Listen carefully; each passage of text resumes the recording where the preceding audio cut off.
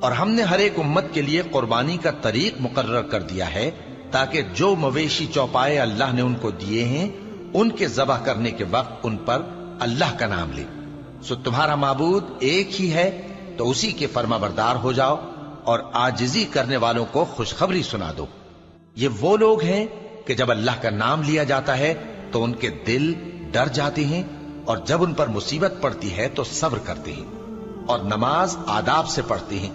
اور جو مال ہم نے ان کو عطا فرمایا ہے اس میں سے نیک کاموں میں خرچ کرتے ہیں۔ اور قربانی کے اونٹوں کو بھی ہم نے تمہارے لیے اللہ کے شعائر مقرر کیا ہے، ان میں تمہارے لیے فائدے ہیں، تو قربانی کرنے کے وقت قطار باندھ کر ان پر اللہ کا نام لو، پھر جب پہلو کے بل گر پڑے تو ان میں سے کھاؤ، اور قناعت سے بیٹھ رہنے والوں اور سوال کرنے والوں کو بھی کھلاؤ۔ اس طرح ہم نے ان کو تمہارے زیر فرمان کر دیا ہے تاکہ تم شکر کرو۔